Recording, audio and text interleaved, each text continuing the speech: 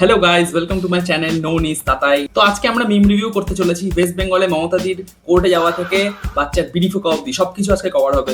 তো চলো দেখা যাক ফেসবুকে কে কি হেগেছে।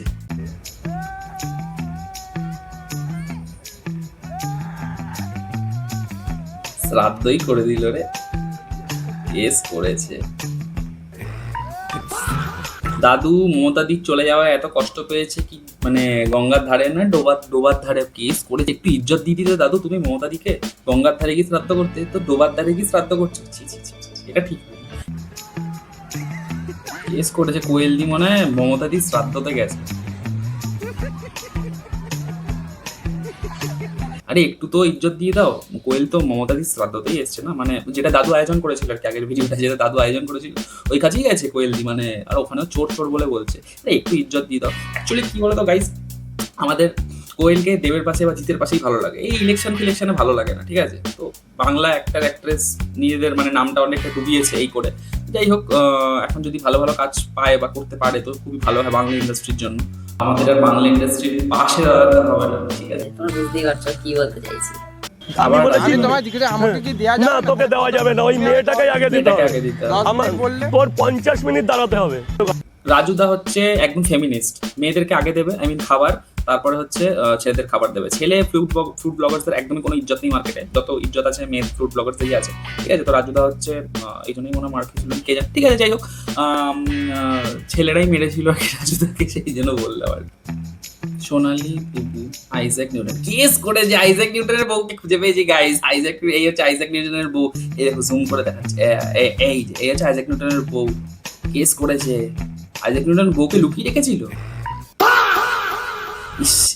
এই তো কেস করেছে আইজ্যাক নিউটনের। এতদিন পর দেখা পেলো, আইজ্যাক নিউটনের বংশধর বলছে কেস করেছে। আজও পাবলিক মাইরি।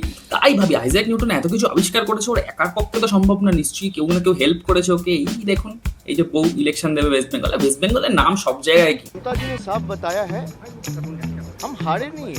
না না হারেনি গাইস, হারেনি সেকেন্ড হয়েছে।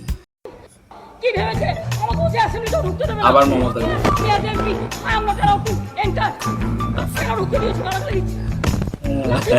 আরে এটা তো পুরো সেই ইয়ের মতন, ফির হেরাফেরি অক্ষয় কুমারের ওই সিকুয়েলটার মতন হয়ে গেল করে কথা বলছে। দাঁড়া একটা ক্রস ওভার করি, হ্যাঁ দেখো।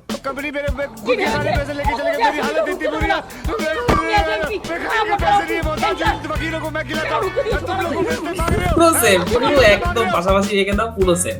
অভিষেক কেন ব্যবসা করবে? আরে খাবে কি? ওর পরিবার নেই? চুরি করবে না ডাকাতি করবে?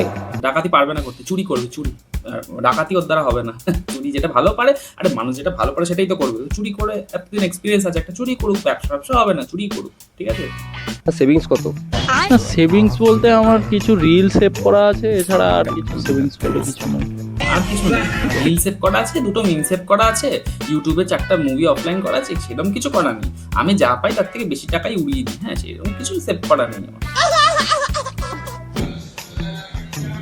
তিলজলের অগ্নিকাণ্ডের ঘটনা এবং তার পরবর্তীতে রাজ্যের মুখ্যমন্ত্রী মমতা এখনো ভুলতে পারছে না লোক মাইরি, এখনো মানে ভুলে উঠতে পারছে না যে মমতাদি এখন প্রাক্তন হয়ে গেছে, এখন আর নেই। যতই করো হামলা আবার জিতবে বাংলা। এই লোকটা কিন্তু ভাই সেরা। আর ক্ষমতা বেশি মোদিজি, এপ্রিলে ভোটে হারাবো। জয় শ্রীরাম। ব্যাস এখন মারফার কে সব জয় শ্রীরাম করছে, পুরো একদম ফুল দমে। ব্যাস ফেলে দিয়েছে। মার, তুই মেরে আমাকে এই করবি? নিজে ফেললি রিক্সাটা আর ড্রাইভারের দিকে তাকিয়েছিস, মার কানে করে এক। আবার মমতা কেস করেছে। এ তো চোর বলছে, হাসছে তো, বল ঠিক আছে আমি চোর, হ্যাঁ ঠিক আছে আমি চোর, তো হ্যাঁ ঠিক আছে মেনে নিয়েছি, আমি মন থেকে মেনে নিয়েছি আমি চোর, আমি মেনে নিয়েছি, ঠিক আছে। जाना है इतना प्यार किसी से पहली बार आ रहा हो। এদের জিভ নাচানো বাবা, পুরোনো টিকটক ভিডিওগুলোর মাইরি সত্যি কথা, হ্যাঁ পুরো জিভ নাচাচ্ছে কিরকম করে। আরে দাঁতটা দেখো ভাই, দাঁতটা এত প্রকারের জীবাণু আছে এই দাঁতে না, মানে ব্রাশ করলে মনে হয় ব্রাশও মানে বলে ক্ষমা করে দে ভাই, আমি পাচ্ছি না, আমাকে ছেড়ে দে। প্রচুর ড্রিঙ্ক করেছিল। আমি সুস্থ থাকলে এগুলো করতামই না। আপনি কি স্কুল মাস্টার? না না, সুস্থ থাকলে করতাম না। আপনি কিসের চাকরি করেন? Labour department. সরকারি চাকরি করেন? ফার্স্ট অফ অল গাইজ, এরকম টাইপের লোকদেরকে তো একদমই ক্ষমা করা উচিত না, একদমই না। মানে একদম এইসব লোকদেরকে এইসব সমাজে থাকার মানে কোনো অধিকারই নেই থাকার। একটা মেয়েকে যে ওইভাবে গালাগালি দিতে পারে, ঠিক আছে, মাঝ রাস্তায় দাঁড়িয়ে ওরকমভাবে বাজে বাজে কাঁচা কাঁচা কিস্তি মারতে পারে, আর সেরকম অর্থে দেখা গেলে মানে মেয়েটাকে কিছুই বলেনি। রাগ হলে হয়তো অন্যান্য ছেলে থাকলে হয়তো ওকে আরো মেরে দিতে পারে। ও জানে যে ও মেয়েটাকে জমাতে পারবে, তাই নিয়েই করেছে। এই কাজটা যদি কোনো ছেলের সাথে হতো কিন্তু এই লোকটা কিন্তু ওই কাজটা করতে পারতো। তো এই লোকটা যেন শিগগিরই তো ছাড়া না পায়। আমি জানি অনেকদিন ঘটে গেছে ঘটনাটা, আমার আগে কিছু হয়তো বলা উচিত ছিল, আমি বলতে পারি, কিন্তু একদম মানে এগুলো একদম ঠিক না। আর আমি আশা রাখি এই সরকারের কাছ থেকে যেন এই কাজগুলো আস্তে আস্তে কমে, যেন কোনো ছেলের সাহস না পায় এরকম কোনো মেয়েকে ওপেনলি এরকম কিছু বলার, বা ওপেন কেন হোক, কোনো বলার জন্য কখনো সাহসই না পায়। কেন কি যে বলবে তার তো মনের শান্তি হবে, বিকজ মানে এটা কেউ বলে মেন্টাল স্যাটিসফ্যাকশনের জন্যই বলে, ঠিক আছে, কিন্তু যাকে বলা হয় তার উপর দিয়ে খুব বাজে একটা জিনিস হয়, মানে সে ডিপ্রেসড হয়ে যায়, মানে অনেক কিছু চলে তার মাথার উপর দিয়ে, তাই না? এইসব কাজটা একদমই করা উচিত।